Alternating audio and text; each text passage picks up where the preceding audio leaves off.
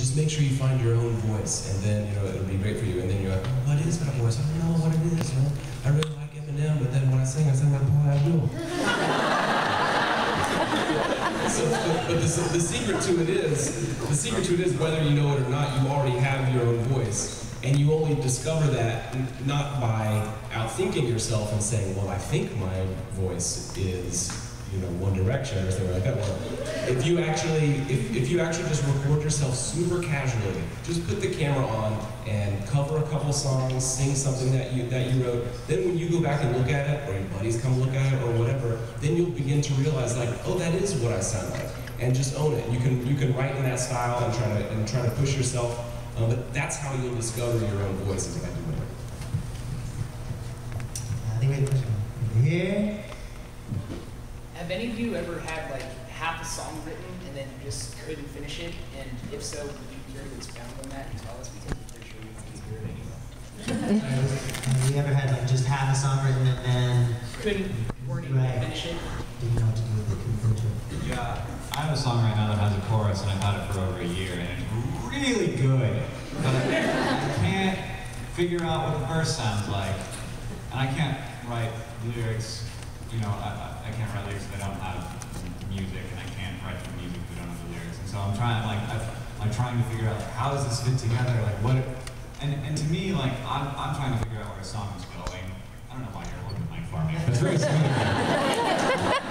I'm trying to figure out where a song is going, what the story I'm going to tell is, and I've just had a really hard time. And it's not the only song that happened to me with. That happened with Shake a Booty, for example, but eventually I figured out where it was going.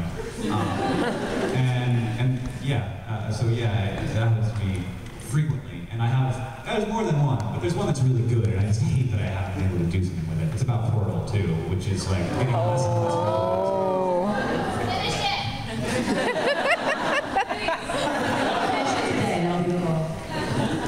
For me, I have a lot of songs.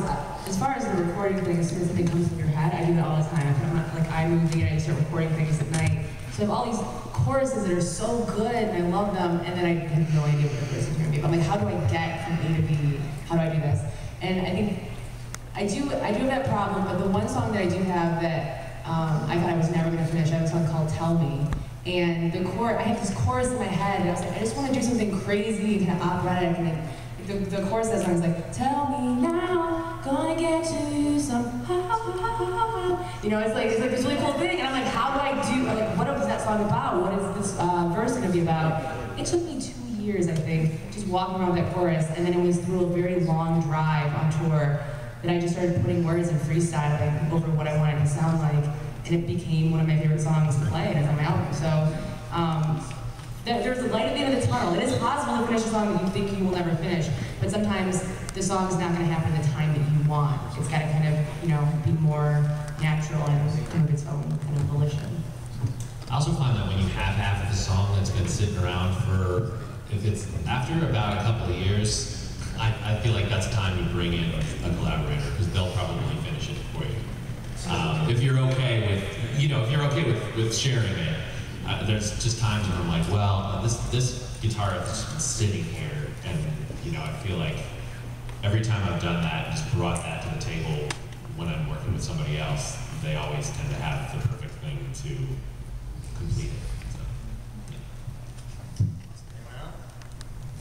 obviously, Evan and Michael, you guys collaborate all the time. I just wanted the rest of you to expand on that, since you just touched on it a little bit.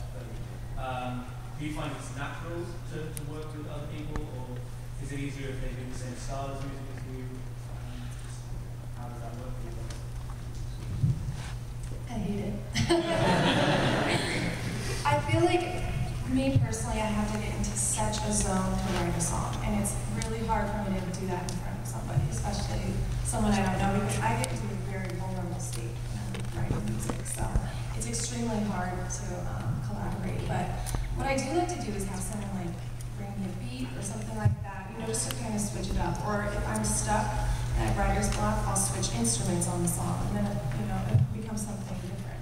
Or I'll take lyrics to the song and change the melody or change the chords. And did that answer your question? It's hard for me to do collaboration, I think, with songwriting. I'm trying to get better at it. But for me, a lot, like again, 3 o'clock in the morning, broken heart, like I'm writing a song in my room, and that's probably not the prime time to call up a friend and be like, hey, let's write this song, let's do this right now. But the new thing that I've kind of started off is when I'm writing a song, I just wrote a song that me and my friend Mike Falzone are doing tonight. And I was writing a song and I wanted it to be a duet, and I thought who would be the best person, like whose voice would sound great in this, and I thought of him. And so I kind of wrote this story thinking, this will be good with this person, like people will enjoy this. And I like that, if I can write a song and then kind of bring someone in that I think will fit and kind of sing my lyrics. I like that better than, I don't know, just kind of working and writing with someone else. It's kind of hard for me. Thank you, I'm back here.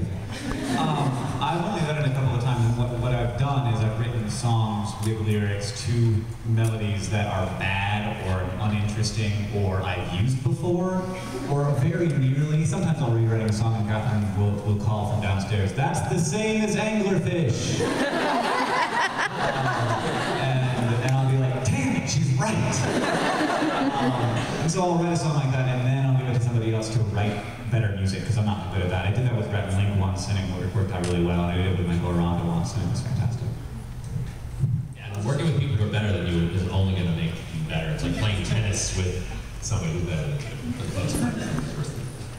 And I'll just add that I don't think it needs to be or often is a 50-50 collaboration. I think in a lot of cases it's good for one person to kind of take the lead and say, here's my vision, I'd love for you to be on this and see what you can add, but ultimately it's not like 2 people having the same idea at the same time, and then we do it together. You start with one person and see what people bring to the table.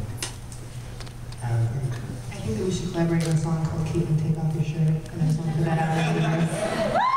I want a remix version of that with pants. So, after. Sorry, Hi, this is for the panel. I was wondering, did any of you or all of you have a climatic event that brought you into songwriting? Like maybe some young teenage girls write some bad poetry, but they don't want to be songwriters. So did any of you have a huge event that brought you through? Struck by lightning. I got this weird audience on YouTube, and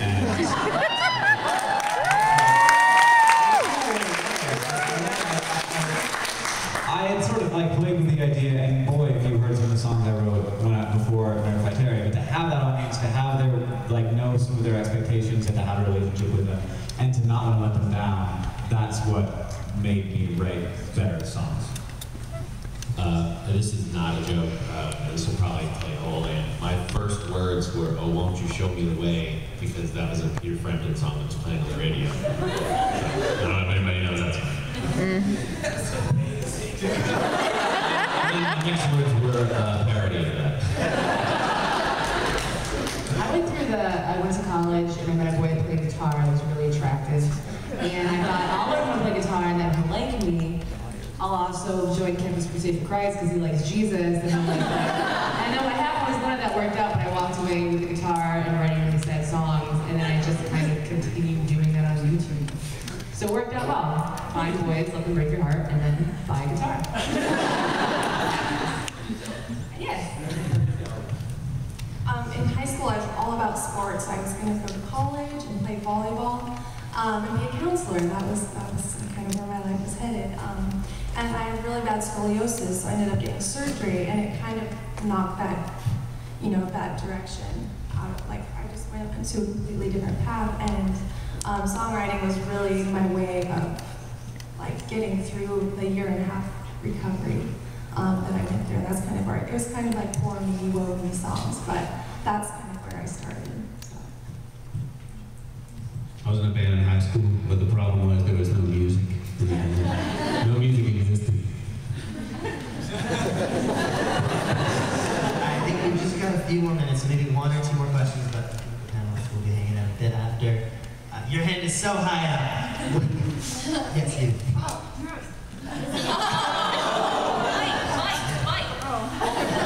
Both of your questions. That'll be. I was going to say, what advice would you give to aspiring performers and songwriters and that speaking? I don't know why. It doesn't work. Fire water. So what advice would you give to aspiring performers and songwriters? Read your contracts. And do not give up what you like. do not give up your rights, is all I have to say. Never give up. Write about the stuff that you love, whether it's boys or Harry Potter. Always be really nice to the sound guys.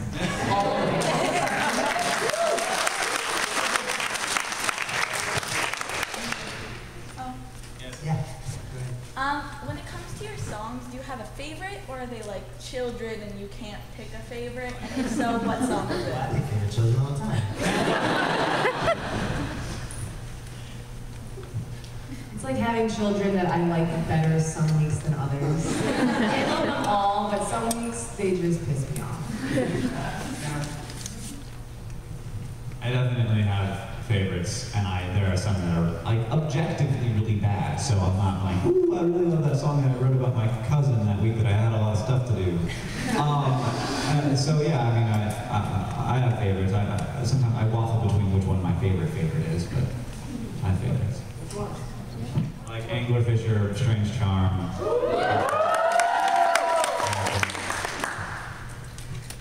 I did a song called The Crybaby, which was just sort of a mashup of different celebrities crying in public, but it was kind of inspired by the Gregory Brothers, you know, taking unintentional singers, but the track itself, I just really liked, and it kind of has an Outcast sort of feel. I was really proud of it. Nobody else liked it. Yeah, for me, they're all like precious children. It's impossible to like some more than the other. Just impossible. Awesome. Well, I think we have to wrap this up soon, and some of us might have to go to the main stage to do main stage things where you can check us out. I don't know how many of you can hang around, but yeah, everyone just go to the main stage right now and stay there until too late.